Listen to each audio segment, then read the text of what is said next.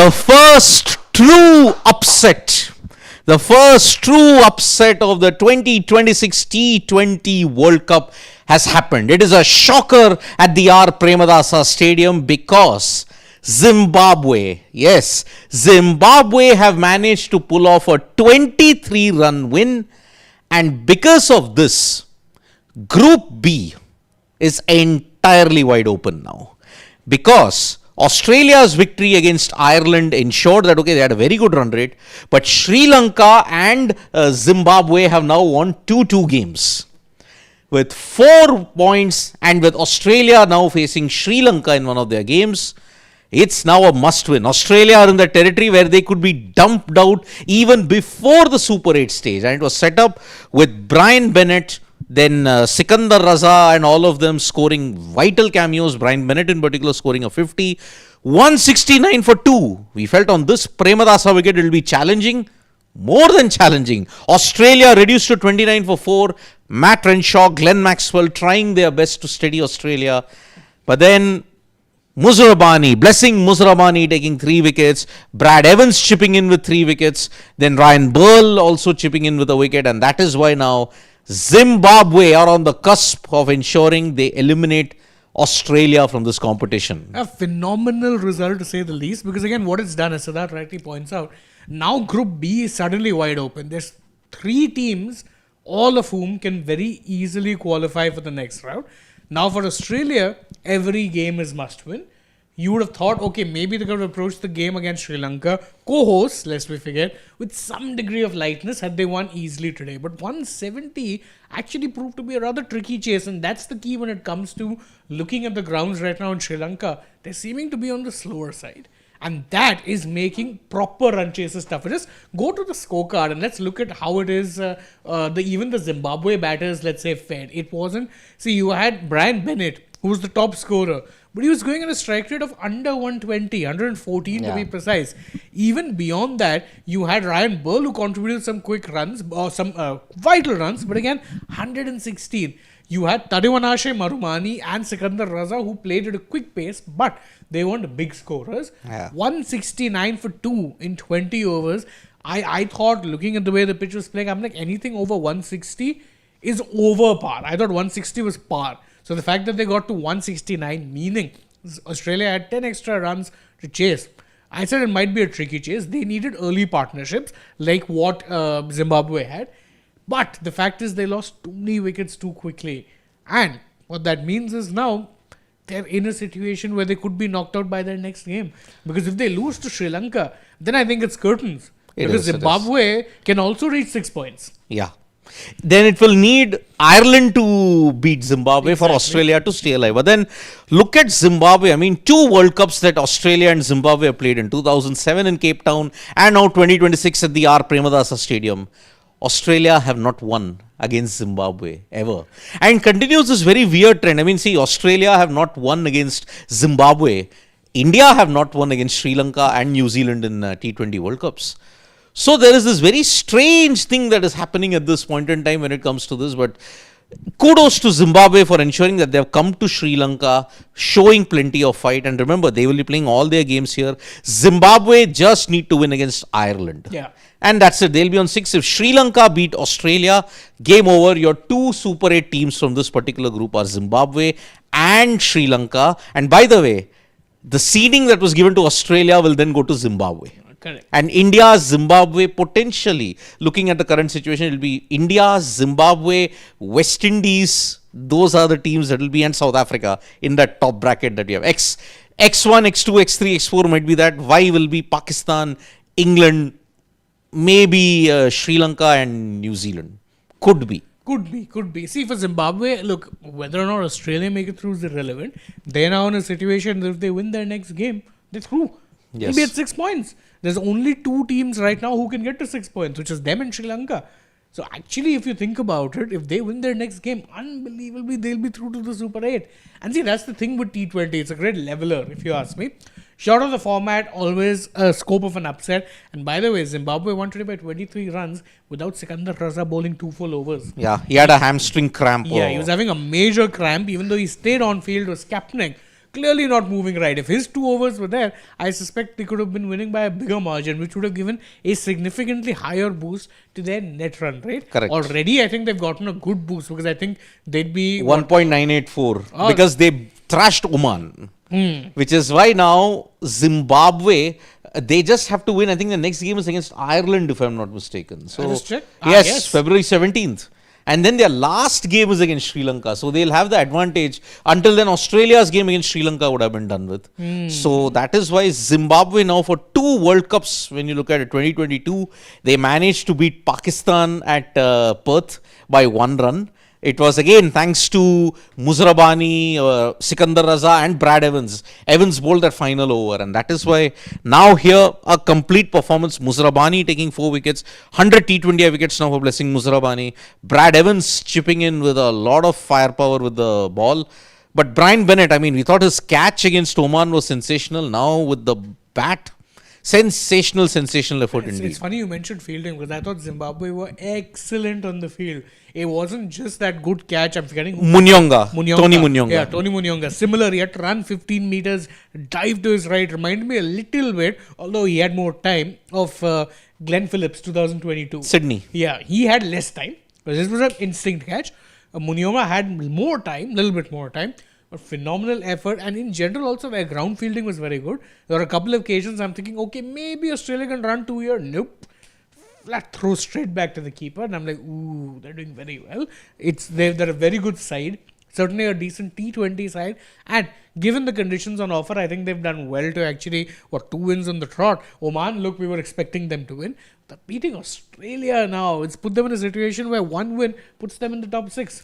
Amazing. Indeed. I mean, you have to give kudos. But then before we dwell more into Zimbabwe, let's look at how Australia's campaign has fallen apart. It's been really poor because again, see with Australia, I don't have them pegged as a semi-final team. Yeah. Because I find their bowling weak. But in the bit of everything, today they were batting with 7 batters. Yeah. I don't understand. Just go through the scorecard. I want to see. Look, their batting in general was not looking very good. I mean, look, you're opening with Inglis and Head. Okay, that's fine. And don't forget, Head is of course captain after Marsh is now pretty much done and dusted. So, okay, you're opening with these 2. That's a fairly good opening. Green at 3. Okay. David had a rare off day. I think if David had to get among the runs, could have been a different game. But other than that, if you're looking at their batting, it finishes at 7. And Stoinis is your number 7 batter. That doesn't really tell you much. Because other than that, you've got Dwarshuis, who's a tail-ender. Ellis is a proper tail-ender. So is Zampa. So is Matthew Kuhnemann. Where is your depth? We keep harping about in T20s, you need batting depth. Batting till 8, batting till 8, batting till 8. They're batting till 7. And the bowling also, sorry, I look at that bowling, it doesn't fill me with any confidence whatsoever. Especially the pace bowling lineup. The lack of a Hazelwood has made it seem so ordinary. It looks so threadbare, the bowling attack. Not very good at all. See, Dwarshuis, economy of 10. Stoinis was decent, but Maxwell, 1 over 14. Kuhnemann was decent, but again, no wickets, no penetration. Ellis, 8.5, was expensive in the death. That's their problem. Yeah. Hazelwood is someone who is a bit like a Bumrah, Arshdeep kind of figure who can be useful for you up front and useful for you in the death. Besides Ellis, they don't have a death bowler. That is why these particular injuries that happened, the injury to Hazelwood derailed their campaign entirely even before the start. Marsh, not in form, but he could have added some fireworks to the power play. That's also gone. Number 2. Number 3. Now, the key in the Ireland game, what happened when Australia beat was Zampa getting penetration. Yeah. Here, Adam Zampa just was made to look ordinary. And when he looks ordinary, your other options dry up. That's why Green's form is very worrying. Yeah, but I think Green with the bat. And I also agree. The ball. Today he only bowled 1 over, and I think even that 1 ball he bowled was due to injury to Stoinis. But see, I agree that his form has been pretty poor. With the bat especially, he was struggling in Pakistan, where of course you were getting slower wickets. So, with that in mind, I think they need more from him. They need a lot more from their middle order, because again, there is plenty of firepower there. Maxwell in theory is someone who can get you big runs. Tim David, we know, has been in some excellent form, particularly when it comes to pummeling spinners. Hasn't looked that great. Stoinis, we know, is a quality batter, but that's the thing. They need a lot more, I think, overall as well. Their openers will need to chip in more. You need more from a Travis Head. We know what he's capable of. Just not there. The team isn't bad. It's not bad. But I don't see them as a title winning side this time around. No. I that's why we didn't keep Australia in our semi-final list. we I think none had, because of the list of injuries that they have got, and their Right. build-up also wasn't that great. See, they lost 2-1 to India, but then they were hammered 3-0 in Pakistan. And yes, we can say that the pitches there were totally different, but here you did prepare for Pakistan, for Sri Lanka by playing in Pakistan, right? Yeah, and Pakistan also, they had kind of slowish decks. It got wasn't- slower as the game progressed. Exactly. They weren't the kind of roads you're accustomed to seeing on the other side of the border. They were a little bit on the slower side. I think Pakistan also did that purposely because Yeah. they know they've got an array of spinners. Correct. There's a Shadab, there's a Nawaz, of course, the two mystery spinners, and Abrar and Usman Usman Tariq. Tariq. Plus, you have a Saim Ayub. That's Plenty of bowling, plenty So- of spin bowling. So I think they slowed down the wickets, knowing full well these are the kind of conditions they're going to be getting in Sri Lanka. Yep. So that's why Australia now, they look in dire trouble. And the problem now is these injuries and compounded with loss of form for everybody. Almost everybody lost form. They are now staring at elimination even before the Super 8 stage. I And mean, see, Sri Lanka, Australia, the next game which will be played for 16th. both these teams, 16, is a virtual knockout. it's a knockout. Whoever wins it is basically favorites to go through. In fact, whoever wins it, if it's Sri Lanka, they're definitely through. Yeah, they're If it's through. Australia, they're all but out. Yeah. Because especially if Zimbabwe beat Ireland. Yes. It's a very, very dire situation. If you want Group B to be a group of death, Sri Lanka must lose to Australia. Yeah. Australia then, luckily their last game is against Oman, if I'm not mistaken. Yes. Yeah, go down. Yeah, their last game is against Oman. They thrashed them.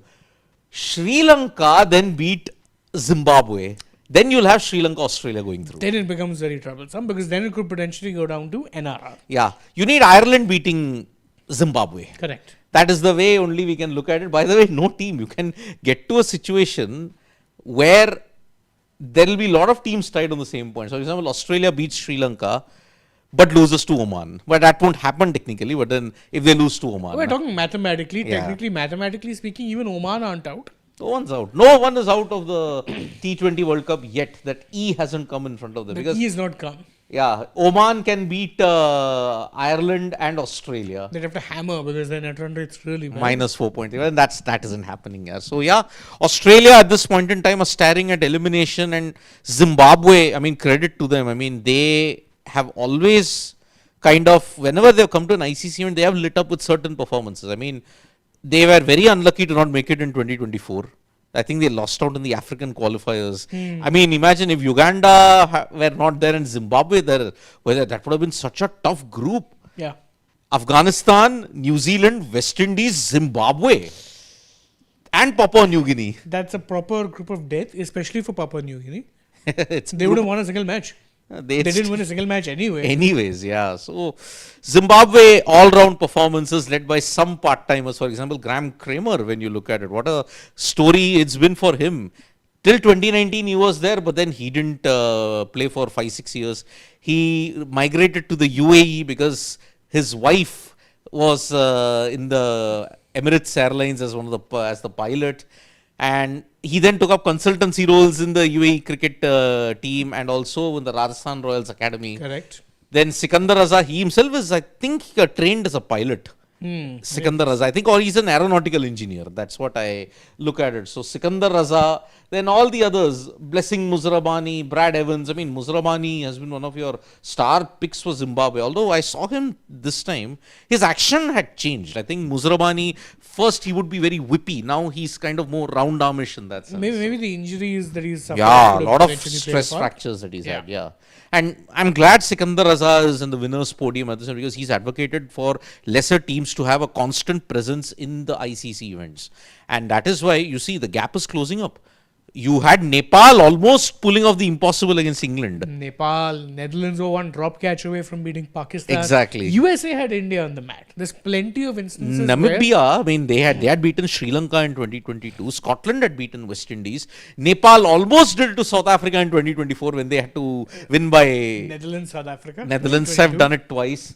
So in that sense, this is the situation. But then I'm looking at Group B and Group C. They're both group of deaths now. Yeah, especially with England now having lost to West Indies. it's opened up in a very awkward situation because their next game is against Scotland. It's Italy. Oh, it's Italy, yeah. And if somehow, some way, Italy can do the unthinkable, oh boy! I mean, if the Italy cricket team can do as much success as they have against the football team that they've had against England, well, it'll be a story for the ages. So that's why, Feb 16th, you could see 2 knockouts: Australia, Sri Lanka, Italy, England. Yes, actually, you could very well see 2 knockouts. Exactly. So that's why this is a very, very interesting situation that's coming up in the T20 World. Who said that the excitement is peaked? The excitement has just begun, my friend. From a sporting perspective, the excitement is nowhere close to being done. Yeah. Nowhere close. And I'm very glad, by the way, that you're seeing these kind of games. Even if you end up with the associate teams losing at times, the fact that they're able to go toe-to-toe and be competitive in itself shows you that at least, the T20 format is helping a little bit of growth for a lot of these teams. Exactly. So today it is the day of the associates because it's going to be Canada versus UAE in the next game, and then you got USA versus Netherlands. Yeah. And by the way, Netherlands also, I mean, they need one of Pakistan to slip up because... See, that's the thing. Netherlands next, they're up against USA. And India. Yeah, the problem is if they had beaten Pakistan, they would have actually been through. Yes. Could have been close to being through. But would have been close to it. Not happening at this point in time. See, but the funny thing is, it can happen for them in some ways. I'll tell you why. If they beat Netherlands beat USA by a heavy margin, they'll be on 4 points. Pakistan's last match is against? Pakistan will play Namibia. Then it doesn't happen because I do think India will go through undefeated. Yeah. They'll need Namibia to pull off an upset for the ages. Exactly. Well, that won't happen. I think Pakistan are much better prepared on this particular wicket. I think, they have the players for the conditions. That's one thing. Yeah. Secondly, they do have some batters also who tend to be more aggressive. Obviously, the Saibzada Farhan. Saim Ayub. Ayub. Shadab has shown some good flashes of his explosive batting as well. You also have the solidity of Salman Agha. We know Fakhar Zaman is one good match away. But he's batting out of position, honestly. Of course, he's batting out of position. Their entire thought process is that we'll have openers everywhere. Yeah. So they can just be aggressive. But the thing with him is that he is one match away. He's always one match away. That one match he clicks is always potentially a match-winning. Match-winning knock, exactly. That's the funny thing with him. Yep. So let's take some comments. Acharya Brijesh is saying Australia can also get to 6 points. Check your Acharya Brijesh, you didn't listen properly. We're not saying they can't get to 6 points. We are saying if Australia beat Sri Lanka, that is what if Australia beat Sri Lanka, they can get to 6 points because they are facing Oman next. But they are technically out because if Sri Lanka beat Australia and Zimbabwe beat Ireland, that's it, game over. Unless Ireland beats Zimbabwe, then only Australia has a chance. Otherwise, they don't have a chance. And Australia, they'll be hoping that Oman managed to do the unthinkable. But not happening, Acharya Brijesh. That's what, you didn't listen to us fully. Sarvesh is like, guys, it's not an upset. Australia looking uninterested, very weak team. No, Let's be fair, they don't look uninterested. But they look significantly weakened by not having Hazel God. Yep, and a whole host of injuries. So that's the thing.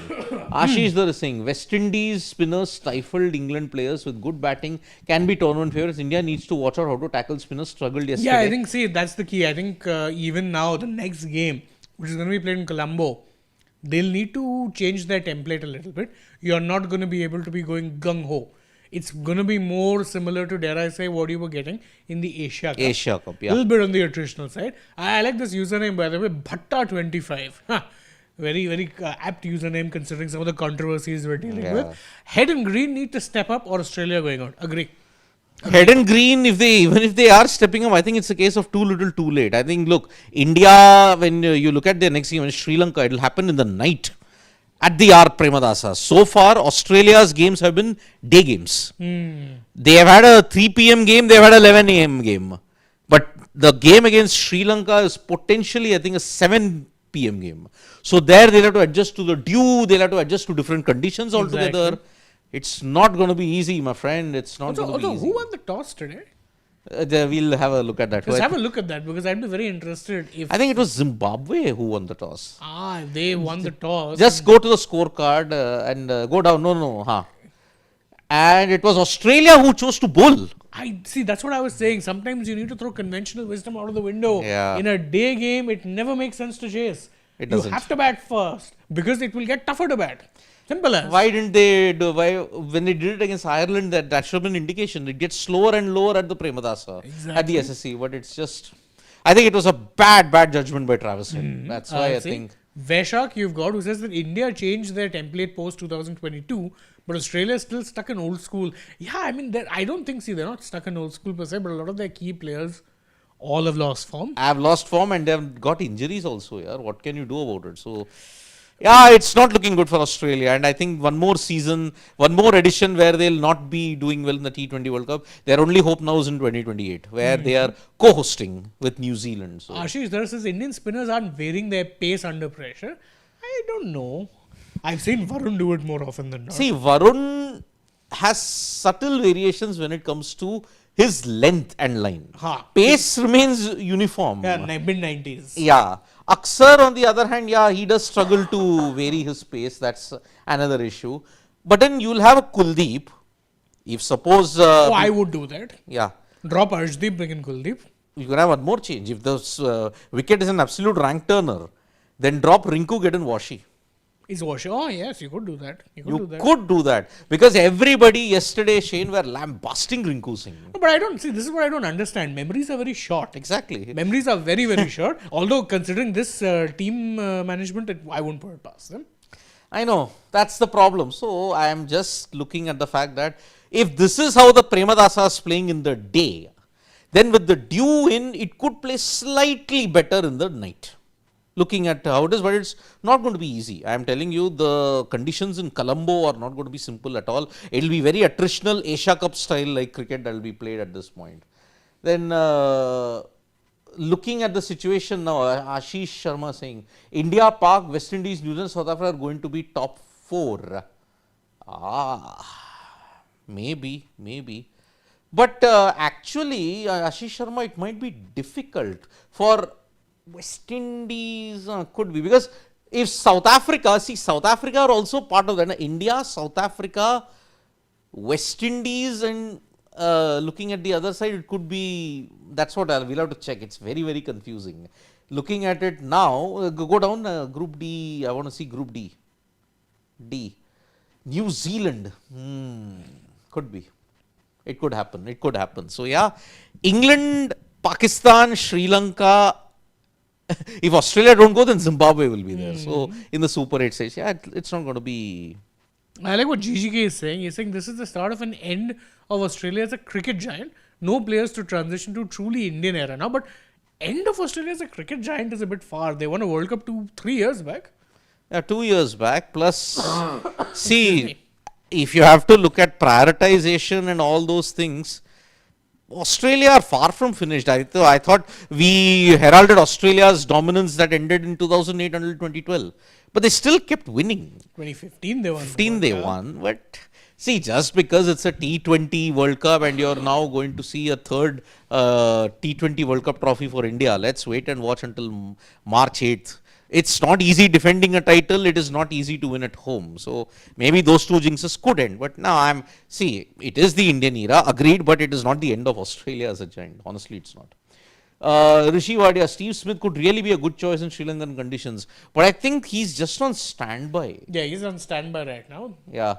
So Sankalp Sao saying, should be what will be the scenario if all 3 teams are on 6 points with Zimbabwe tops the group and Australia in second? Who will come to India's group because seeding will leave a first position or Oz? I think the seeding is already pre-decided. Yeah, so regardless of where Australia qualified, they will still get their original seeding. I think that is the way because that's how pre-seeding works. Yes, because let me just check again, because I don't know, that's why I don't like this particular points table. Then why have a points table? Play amongst yourself and get that particular thing. So, wait. X1, X2, Y1, Y4. It's pre-seeded. It's so pre-seeded. Some other group team qualifies alongside Australia, they'll get the other. Correct. Yeah. So if Australia don't make it, then it will be whoever finishes in that position. It might be Zimbabwe. Correct. And if Sri Lanka, they are already Y4, so they can't. If they finish second also, it will be Y4. They will remain Y4 because I think Super 8 Group 2, those teams will be playing all their games in Sri Lanka. Yes. See, that's why they need the pre-seeding, because Pakistan are Y3, Yeah. Hence the pre-seeding. Yes, it's because of Pakistan that you've had preceding, my friends. Yeah, That's it's why. the hybrid model arrangement. Correct. Yeah. That's what it is. Just take one more comment, then we can call it quits in this live. A lot of you guys joining us. I like what Sarachandra is saying. He says, Australia are suffering from what we've been saying in the chat for years, that there's no clear transition in bowling. Dwashes, Bartlett and all are BBL level, not top level. Just loving England and Australia losing. Yeah. Giants falling. I mean, Yeah, it's a big thing indeed. So, two of the Sena nations could get eliminated but at least three will go through because see, England have suffered their jolt, but then they have to beat Italy and Scotland. Yeah. I think they might just scrape through. South Africa and New Zealand are progressing. So the one big giant in the Sena is gone. That's Australia for the moment. So that's not going to be. And Dev Pratap Singh Chauhan is like saying, Sri Lankan pitches are exposing all flat track bullies to chase 160-70. It will require a Virat type template. Blind slogging will never work here. It's good India playing only one game in Sri Lanka. you can't do blind slogging on these kind of pitches. You'll need to be attritional. You have to be. Otherwise, in fact, even in India, I don't think you've seen 250 type pitches. More I don't often think than you not. will get it. And I don't think so because again, remember that the remit is by and large for these pitches will be with the ICC. I think they've stabilized the pitches a bit, which is good because it's allowing for cricketing contests as opposed to batting contests. Batting contests, indeed. So yeah, major upset. Yeah, see why we will still call it an upset because Oh, it's an upset. No two ways. Australia have won a T20 World Cup once. And whatever way you look at it, they are one of the more dominant nations They're in giants this. of cricket. Simple as. But Zimbabwe, I mean, they didn't make it in 2024. They played in 2022. Or did they make it in 2024? Zimbabwe. Because I remember they lost out in the African qualifiers. But yeah, they don't come that often in ICC events, which is why it is an upset. So that is the situation that we are looking at this point in time. So, nope, not looking good at all for Australia. The next game is against Sri Lanka. But our attention now will solely be on the India-Pakistan build-up. We'll get updates from Colombo. We'll be getting all those things which is there. And it's a blessing for Zimbabwe because Blessing Muzrabani is the man of the match. So thank you so much, folks. From me and Shane, it is bye-bye. See you soon. Dugout at 6:30. Let's see what happens.